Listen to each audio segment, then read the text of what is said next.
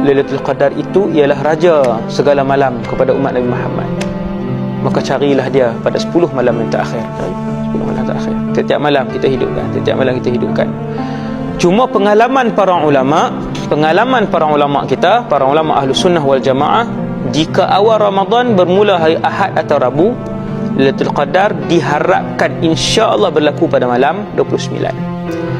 Kalau mula awal Ramadan hari Isnin, maka Lailatul Qadar malam 21. Kalau mula Ramadan pada Selasa atau Jumaat, maka malam ke-27.